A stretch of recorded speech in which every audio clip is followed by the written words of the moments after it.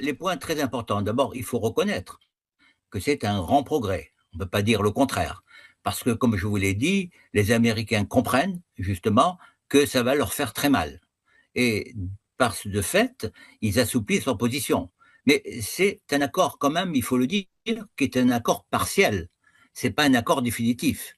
Et ce qui a été fait, par exemple, je vois ces avancées, ces progrès interviennent dans un contexte de tension persistante, il faut le dire, mais aussi un besoin mutuel de stabilité économique. C'est évidemment une opportunité pour les entreprises qui pourront effectivement bénéficier d'une baisse des prix sur les composants. C'est un avantage quand même sur les matières premières, ce qui stimule la compétitivité. Elles auront une meilleure visibilité sur les règles du jeu, du fait que les entreprises peuvent investir de nouveau, aussi bien entreprises chinoises que entreprises occidentales. Alors, quant aux effets, ça fait deux effets sur les entreprises. Je viens de vous parler des effets sur les entreprises, mais il faut parler sur les effets de la population. C'est là que Donald Trump est très sensible aussi, hein. Donc, il y a moins, évidemment, moins de droits de douane signifie souvent des produits plus abordables pour la population, pour les consommateurs américains et chinois, pour les deux en même temps, ce qui permet la stabilisation de l'emploi, l'allègement des tensions et le soutien des secteurs exportateurs. Donc un dialogue commercial plus constructif, comme c'est en train de se faire, un climat international apaisé aussi, c'est vrai qu'il est apaisé, contribue à réduire l'instabilité mondiale et favorise les échanges aussi bien touristiques et culturels. Maintenant, cet accord a des limites. C'est un accord partiel.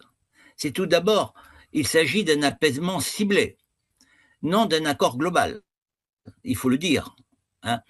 Certains secteurs technologiques sensibles, tels que les batteries, l'intelligence artificielle, restent soumis à des restrictions. Bon, il existe aussi un risque de revirement politique à cet accord. Les prochaines élections américaines, par exemple, ou des événements géopolitiques majeurs pourraient remettre en question ces avancées. Il faut aussi le savoir.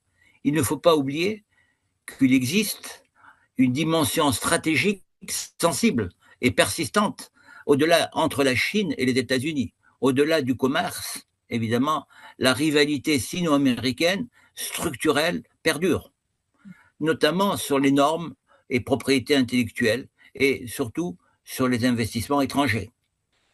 Il peut relancer la coopération économique, favoriser la croissance et améliorer le bien-être des populations.